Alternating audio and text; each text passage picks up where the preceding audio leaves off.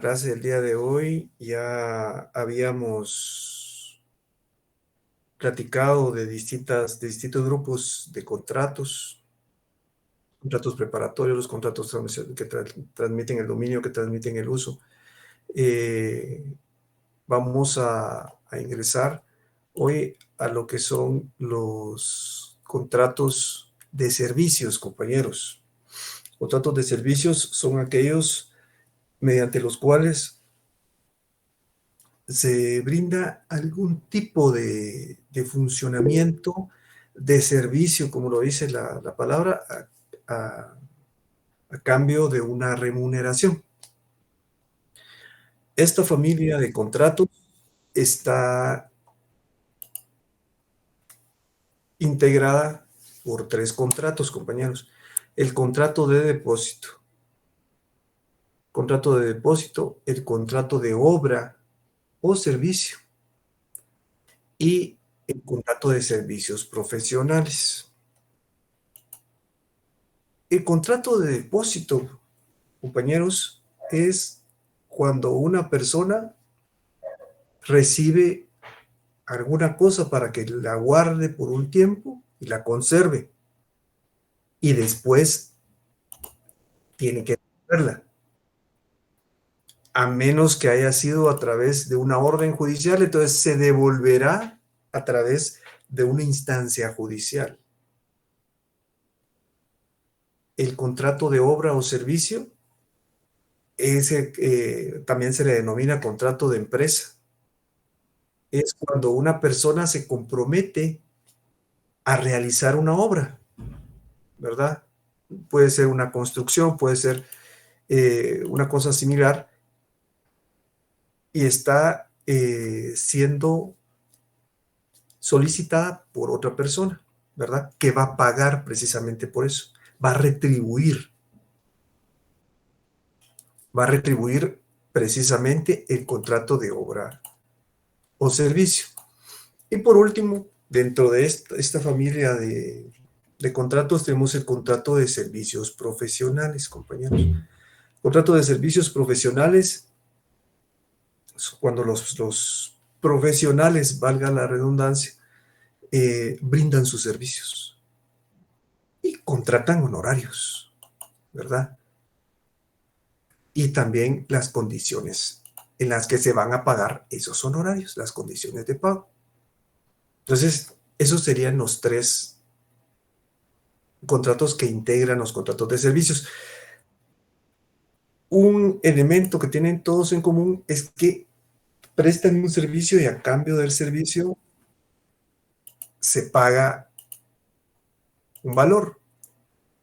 Por esa razón es que el contrato de depósito ha estado en el ojo de los diversos autores, porque para algunos no es contrato de servicios, sino es un contrato de guarda, ¿ya? Porque se guarda en depósito un elemento, un bien, pero para otros no lo es. ¿Y por qué?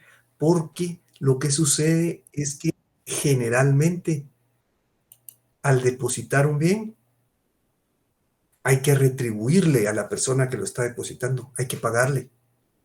Entonces ahí ya encajaría precisamente en los contratos de servicio, porque se tomaría el depósito como un servicio.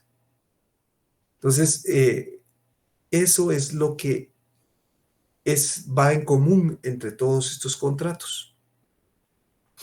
Veamos la siguiente diapositiva, compañeros.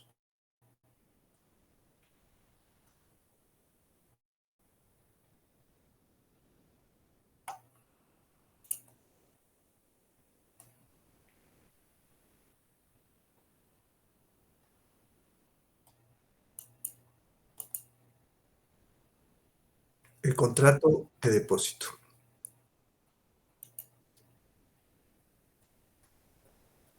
El contrato de depósito está regulado en nuestro Código Civil. Compañeros, es otro de los contratos que se encuentran debidamente establecidos en nuestra legislación civil.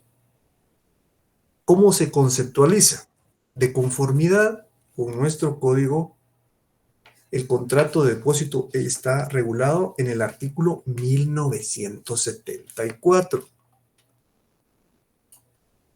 El artículo 1974 establece: por el contrato de depósito, una persona recibe de otra alguna cosa para su guarda y conservación, con la obligación de devolverla cuando la pida el depositante o la persona a cuyo favor se hizo, o cuando lo ordene el juez. Entonces, el depósito, compañeros, puede realizarse ya sea por un contrato, como es lo que estamos viendo, es decir, donde interviene de alguna manera también el consentimiento de ambas partes, ¿verdad? De ambas partes contratantes, y mediante las cuales una persona encarga a la otra que guarde un bien, es decir, que lo esté custodiando, que se encuentre en depósito. ¿Cuáles son los elementos que integran precisamente el contrato de depósito, compañeros? Primero, los elementos personales. ¿Cuáles son los elementos personales que integran este contrato? Primero, el depositante. El depositante es la persona que va a entregar el bien para su guarda y conservación. Es decir, que la va a retener, pero cuando se le solicite que se le devuelva, que se restituya, tendrá que hacerlo, tendrá que realizarlo. Y el depositario es quien recibe la cosa, es quien la guarda. O sea, el depositante es el que la entrega. Y el depositario es el que recibe la cosa, recibe el bien.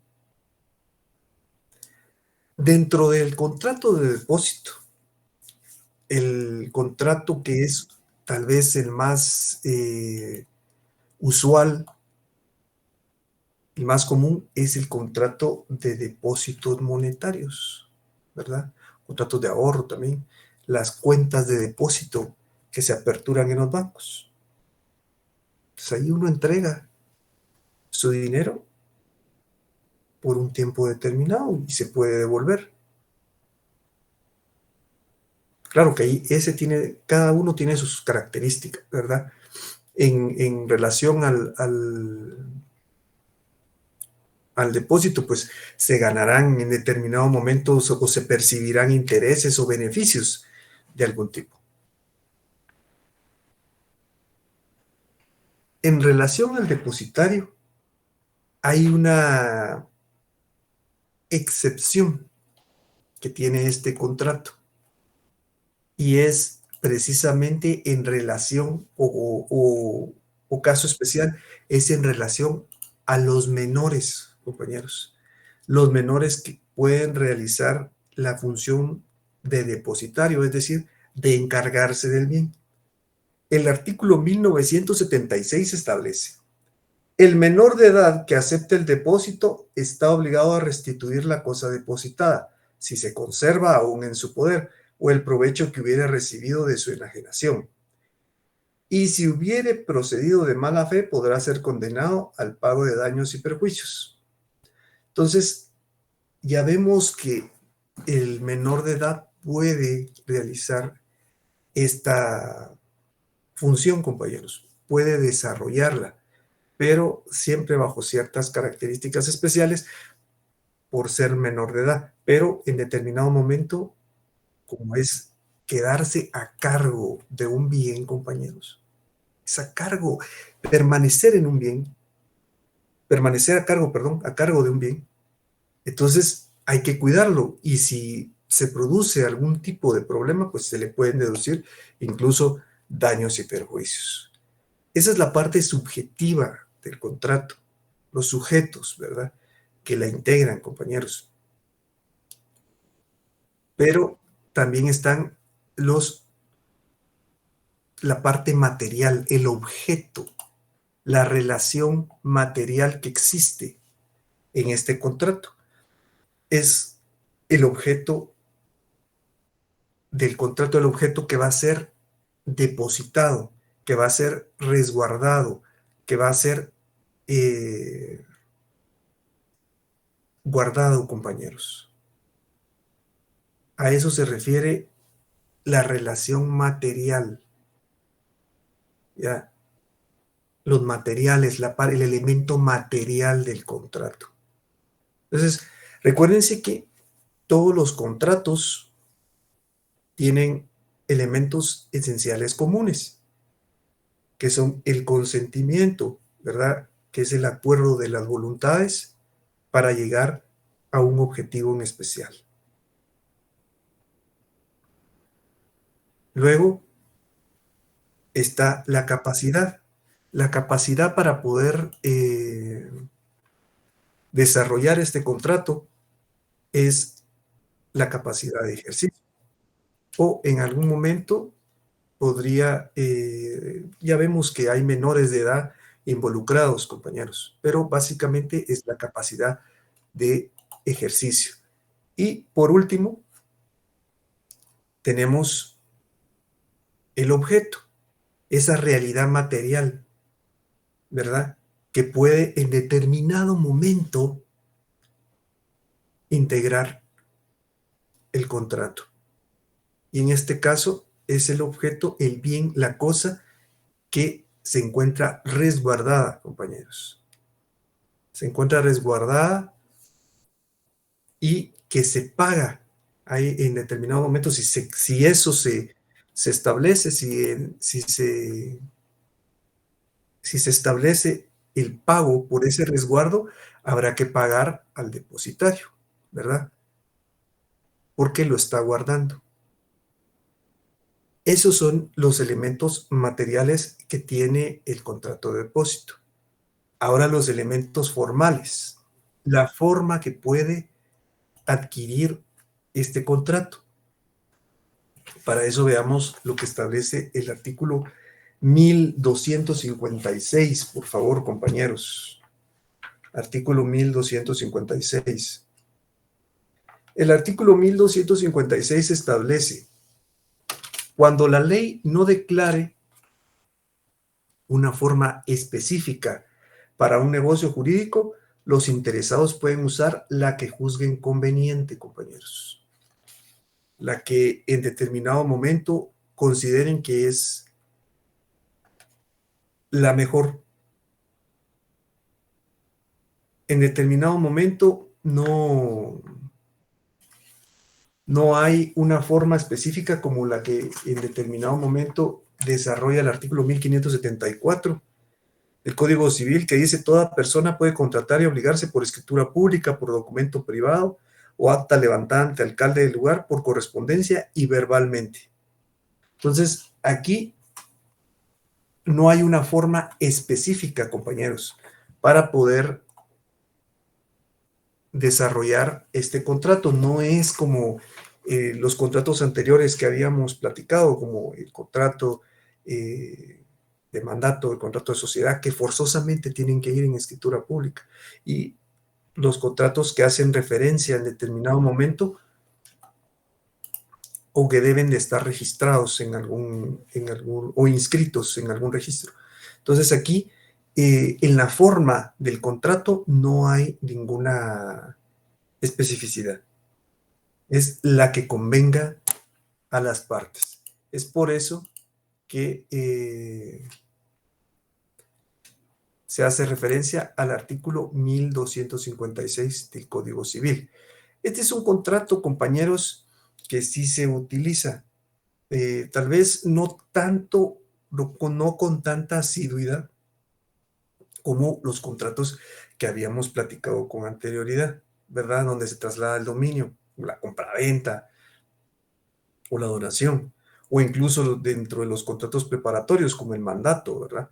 Entonces, pero sí tiene cierta utilización.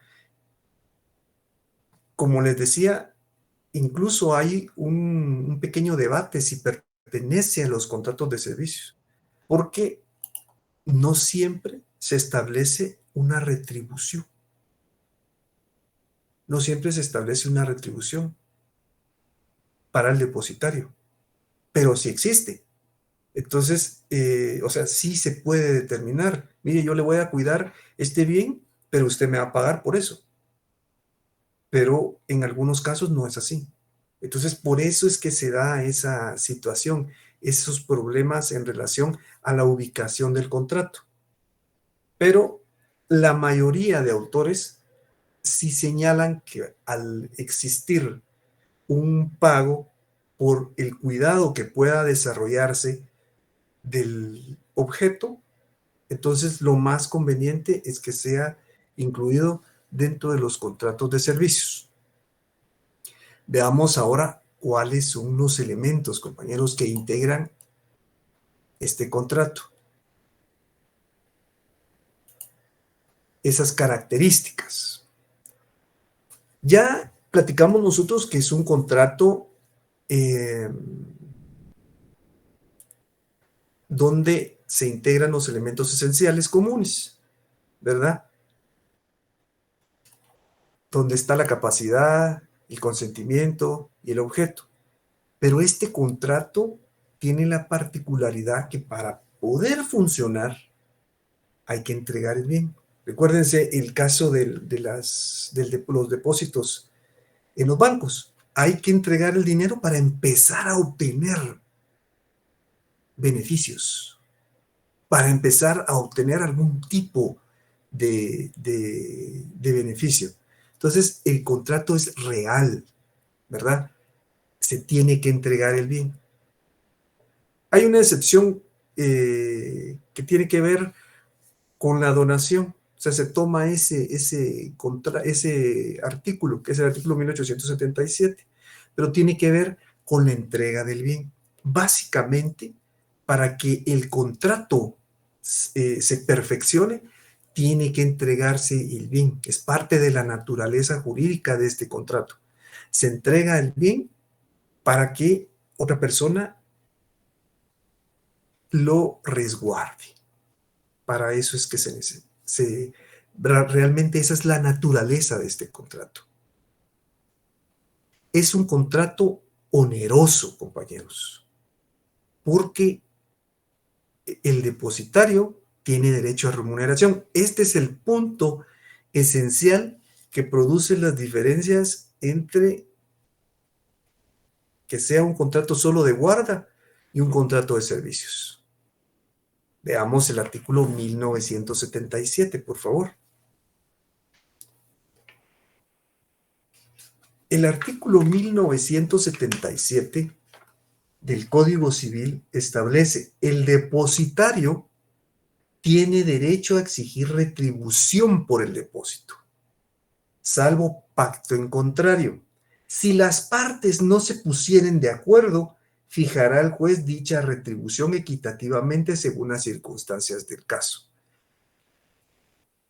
Ya vimos aquí, compañeros, que en varias ocasiones hacen mención de la parte judicial, ¿verdad? Que debe en determinado momento un juez decidir.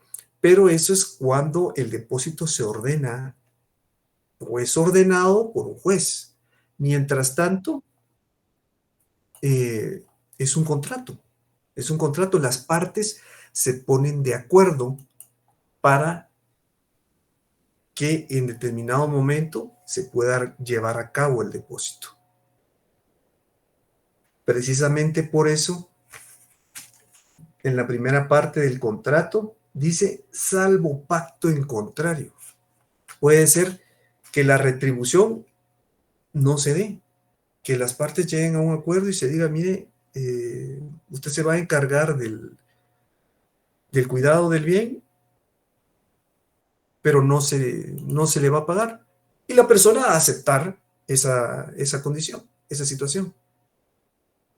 Entonces, eso es algo que debemos de tener claro, compañeros, que la retribución a la que en determinado momento se hace acreedor el depositario no es forzosa. O sea, puede ser que en determinado momento las partes digan, bueno,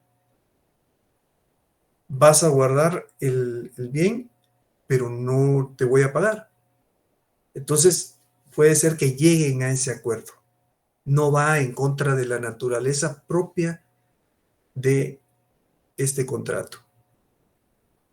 Es conmutativo, el contrato es conmutativo. ¿Por qué es conmutativo, compañeros? Porque en determinado momento las personas que interactúan, los contratantes que actúan dentro de este contrato, saben las prestaciones que se van a desarrollar. Es decir, saben si en determinado momento se les va a pagar o no se les va a pagar. El depositario sabe si se le va a pagar o no. Entonces, desde un inicio, él sabe cómo se van a desarrollar las cosas, en qué condiciones se van a desarrollar, se va a desarrollar el contrato, cuáles serán las condiciones en las cuales se desarrolla esta situación. Entonces, eso es de tenerlo también en consideración. Por eso es que se dice que es un contrato conmutativo, compañeros. Porque si se sabe, por ejemplo, voy a realizar el depósito de un bien, llego a un acuerdo con la persona, se establece cuál es el bien que se va a depositar, el plazo por el que se va a desarrollar y cuánto le voy a pagar, si es que le voy a pagar. Entonces, todas esas condiciones, todas esas situaciones se conocen desde el inicio. Por eso es que el contrato es conmutativo. El contrato también puede ser unilateral o bilateral, es decir, oneroso o gratuito, ¿verdad? Si en determinado momento se pacta que no le vamos, o que no va a recibir ningún tipo de remuneración el depositario, compañeros, entonces el contrato será gratuito. Entonces es unilateral, es decir, solo una de las partes tiene o desarrolla obligaciones, la otra solo derechos. Pero puede ser que en determinado momento hayan obligaciones y derechos para ambas partes. Por ejemplo, yo voy a depositar este bien, pero usted quien me está dando el bien me tiene que pagar por eso. Entonces ahí hay obligaciones. Es un contrato de tipo bilateral. Entonces, por eso es que puede jugarse de esa manera. Es decir, contratos unilaterales o bilaterales. Porque en el unilateral o gratuito solo es el depositario, ¿verdad? Solo es quien va a depositar el bien el que va a tener las obligaciones. Pero en el otro caso no. También el depositante, porque tiene que pagar. Básicamente, si no se pacta en contrario, debe de plantearse un pago, ¿verdad? Una retribución para el depositario. Por otra parte, compañeros, este contrato puede ser principal o accesorio. Se puede ser principal si solo se desarrolla por él mismo, es decir, únicamente será este contrato. Sí, mire, vamos a depositar este objeto para que usted lo guarde, pero puede ser que forme parte de que haya otro contrato principal. Y como parte de ese contrato, se tenga que resguardar. Supónganse, voy a dar como pago para comprar un bien inmueble y como pago doy un vehículo, pero el vehículo va a quedar en depósito mientras, porque yo dentro del propio contrato me ofrecí a pagar todo al contado o dentro de determinado plazo. Pero si no puedo pagarlo todo dentro de ese plazo, entonces la persona podrá quedarse con el vehículo. Entonces, mientras tanto está resguardado. Entonces, se puede ser como un contrato accesorio. Los contratos accesorios son los que funcionan en dependencia de otro contrato principal. Ya les ponía yo un ejemplo hace unos días, hace unas clases, en relación a los contratos principales y contratos accesorios, y lo hacía con relación al contrato de mutuo. Que de repente hay un contrato de mutuo, el principal, y hay un contrato donde se está ampliando, por ejemplo, el plazo del mutuo, o se está ampliando o modificando la tasa de interés. Puedo eliminar el plazo y puedo eliminar la tasa de interés, pero no puedo eliminar el contrato principal.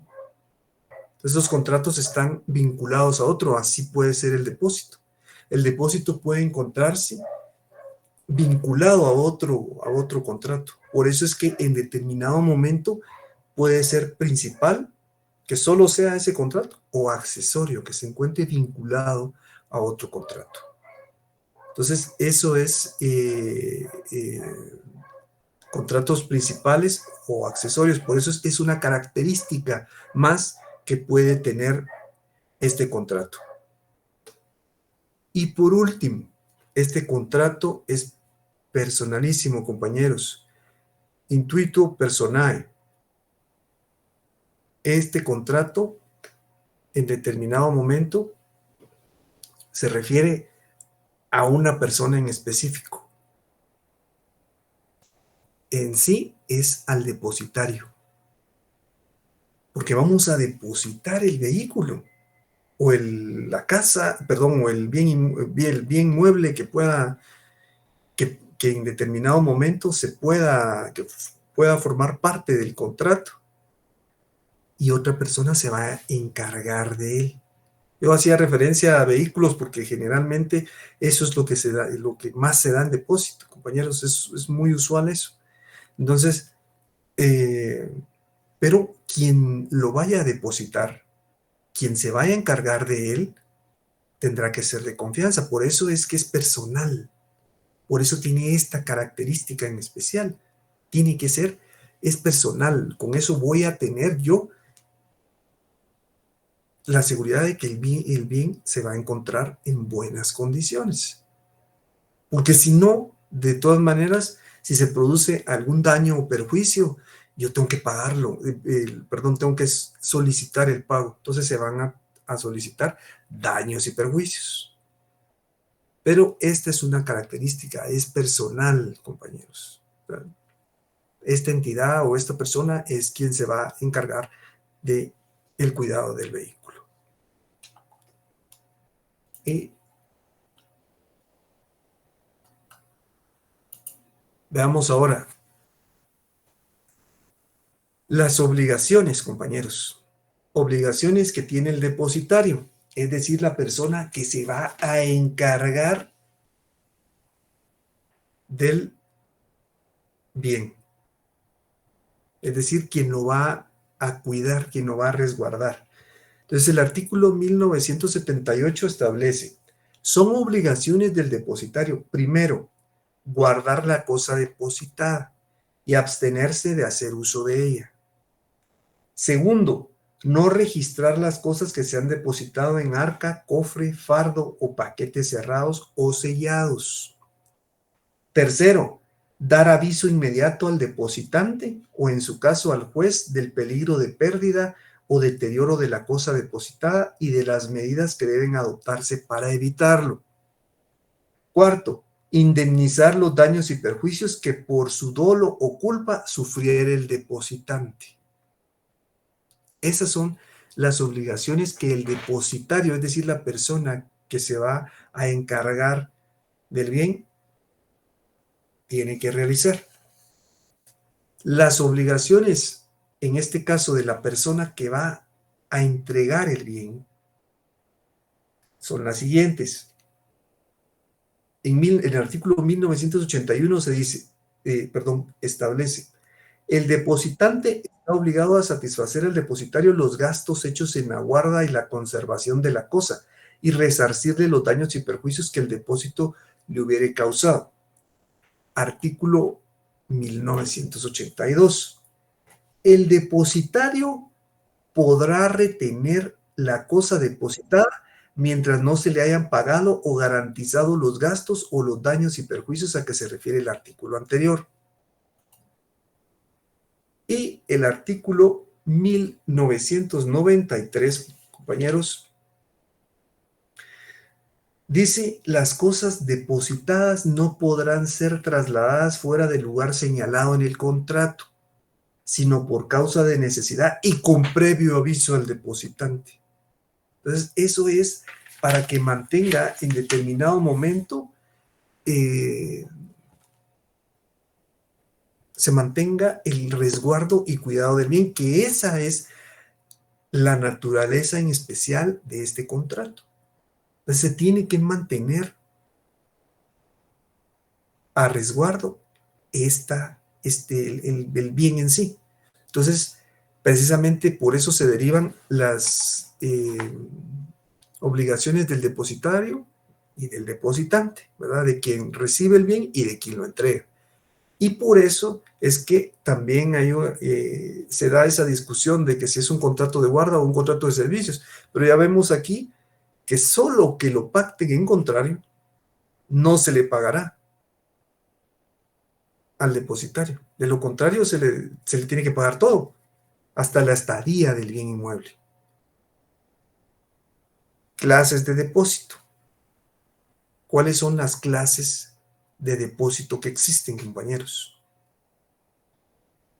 El primero es el depósito voluntario o contractual. El depósito voluntario o contractual es el contrato, es lo que estamos viendo, ¿verdad? Donde están los elementos esenciales comunes, los elementos especialísimos, como por ejemplo que el bien se tiene que quedar al resguardo de otra persona. Ese es el depósito voluntario, ¿verdad? Cuando una persona se encarga a otra, pero por voluntad propia. Han llegado a un acuerdo, hay un consentimiento, un objeto y capacidad. Luego, depósitos necesarios. Los depósitos necesarios se desarrollan cuando hay alguna calamidad o alguna situación de apuro, ¿verdad? Puede ser que en determinado momento se tenga algún tipo de cosecha y que haya que resguardarla porque ya se ha cosechado el producto y las lluvias, por ejemplo, pueden deteriorar ese producto, entonces se resguarda en un lugar específico. Entonces ahí se puede celebrar un contrato de depósito, pero es un contrato necesario porque las condiciones ambientales o las condiciones que rodean el objeto no son las correspondientes, no van en determinado momento, a ser las más factibles para que el objeto permanezca sin deterioros. Y recuérdense que cuando hay un deterioro, hay físico del objeto, también hay un deterioro económico.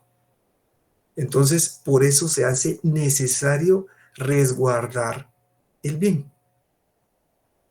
Luego, el depósito regular. El depósito regular es cuando se prohíbe al depositario utilizar la cosa o el bien. No lo puede utilizar. De hecho, en términos de generalidad, no se puede utilizar. Pero aquí hay una particularidad, compañeros, que los bienes pueden ser fungibles y no fungibles. Los fungibles son los que se deterioran. Los no fungibles son aquellos que pueden perdurar, o por lo menos no se deterioran al primer uso. Entonces, el depósito regular es cuando se prohíbe al depositario utilizar la cosa depositada. Pero el irregular es lo contrario, es cuando se faculta al depositario utilizar la cosa depositada. Pero aquí hay una situación bien particular en este artículo 1984 que les encargaría que lo subrayaran, compañeros. Y es que lo que sucede aquí es que el contrato puede en determinado momento transformarse en un mutuo o en un comodato. Leámoslo. Dice, artículo 1984. Cuando al celebrarse el contrato se faculta al depositario para usar la cosa y no se tratara de depósitos de moneda corriente en instituciones de crédito. El contrato será de mutuo si se trata de cosas fungibles o de comodato si de cosas que no perecen con el primer uso. Entonces, como recordemos que es la diferencia, es en determinado momento por situaciones realmente pequeñas, ¿verdad? Entonces, hay que tener en consideración esta situación, ¿verdad? Puede transformarse en un mutuo cuando las cosas son fungibles, es decir, cuando se pueden deteriorar. Y se le ha autorizado al depositario utilizar el bien. Y como dato, cuando son cosas no fungibles, es decir, que no se deterioran o no se terminan con el primer uso. Entonces ya será un contrato de comodato, porque entonces el depositario va a poder usar el bien. O sea, la clave aquí es el hecho de que el depositario pueda utilizar el bien.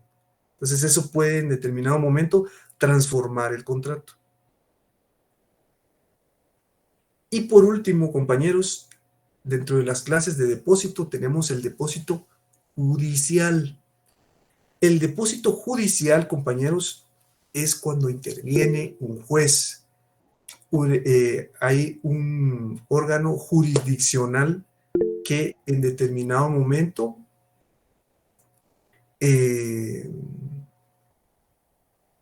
desarrolla algún tipo de ordenamiento en relación al depósito de un bien. Entonces, tal vez hay un proceso litigioso, ¿verdad? Hay litis, es decir, Perdón, licenciado, ¿sí? disculpe realmente que lo moleste, pero tengo una duda en relación al comodato, me quedé como que no me quedó muy claro, me quedé con duda en eso. En relación aquí, así es, El ¿qué es el contrato de comodato, comodato? sí, ¿qué es el comodato? Porque no, me perdí ahí en la explicación, no comprendí, perdón. Muy bien, miren, lo que sucede es que en los contratos de uso que nosotros platicamos hace unos días, estaba el contrato de mutuo y el contrato de comodato. El contrato de mutuo es cuando se utilizan bienes fungibles, es decir, que se desgastan, bienes que se desgastan. Y en el de comodato, no, ahí se utilizan bienes no fungibles. Entonces, ahí se utiliza el bien y se paga una renta por eso. Entonces, por eso es que este contrato de depósito puede transformarse, ya sea en un contrato de mutuo o en un contrato de comodato. ¿Por qué? Porque inicialmente y esencialmente no se puede utilizar el bien. El depositario, es decir, quien se queda a cargo del bien para cuidarlo, no lo puede utilizar. Pero si en determinado momento se autoriza, tal y como lo establece el artículo 1984, autoriza a utilizarlo, si los bienes que se otorgaron para que se depositen son fungibles, es decir, que con el primer uso se deterioran, entonces el contrato pasaría a ser un contrato de mutuo. Y si los bienes no son fungibles, es decir, que se pueden seguir utilizando, entonces ya sería un contrato de comodato. Entonces, ahí es una situación bien especial porque este contrato puede modificarse y convertirse en un contrato de mutuo o de comodato. No sé si respondí su pregunta, compañera.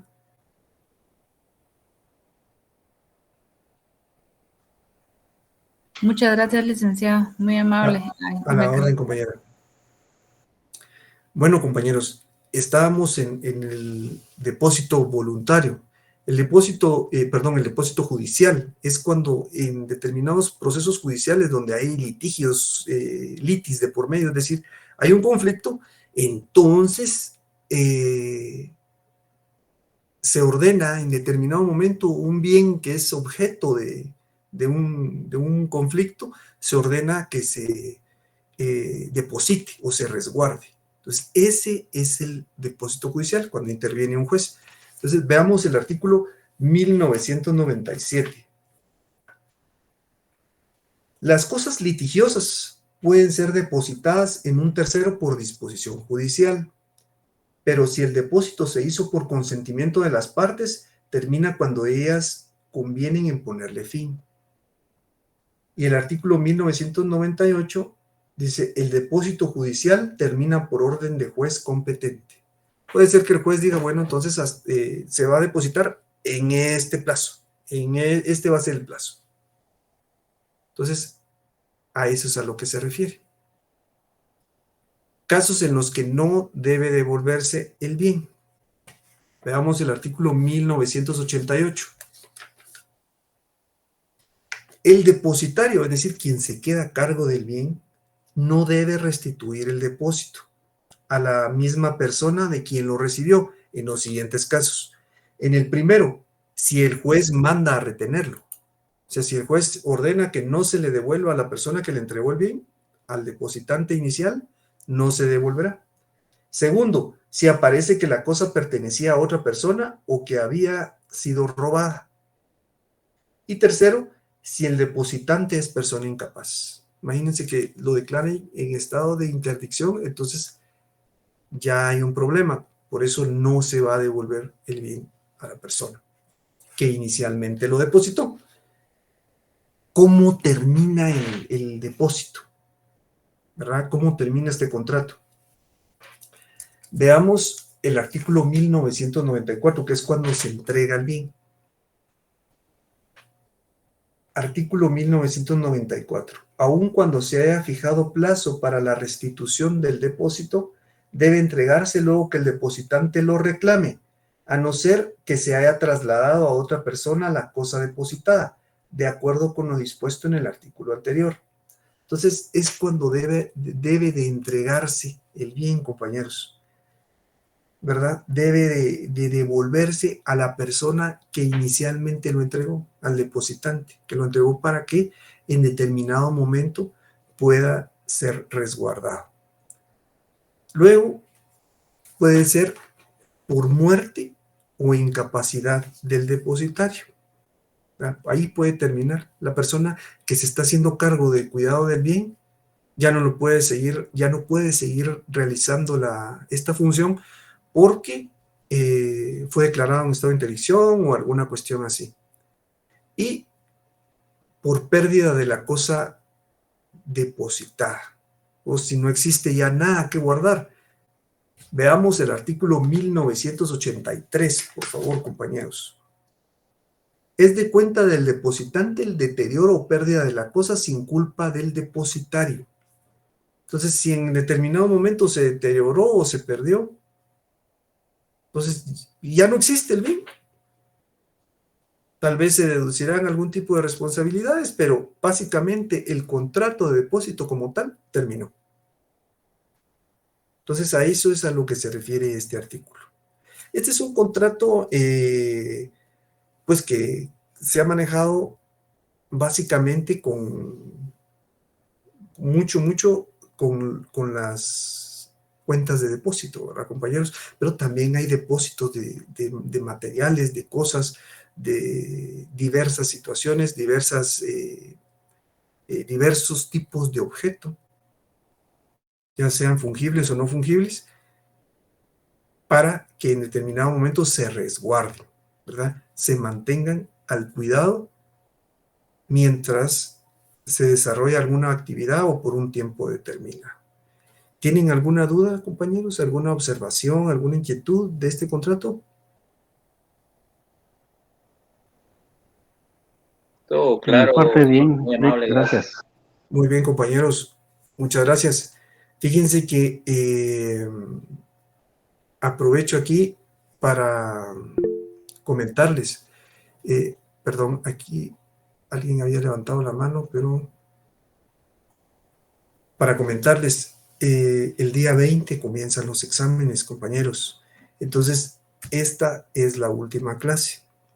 Yo quisiera agradecerles a todos, compañeros, por la atención brindada. Yo sé que a veces es un poco complicado y máxime a veces en la vía virtual, pero les estoy muy agradecido. Realmente para mí fue un privilegio y un honor haber compartido con ustedes este programa, y en el transcurso del día de mañana ya yo les remito su cuestionario, compañeros, que tiene que ver con los temas que vimos para el examen final, para que ustedes puedan estudiarlo, y también vamos a subir esta clase junto con las últimas en Classroom para que ustedes puedan, así como las diapositivas, para que ustedes puedan contestar el cuestionario, compañeros, y tengan una mejor preparación para el examen final. Como les digo, compañeros, les reitero, fue un privilegio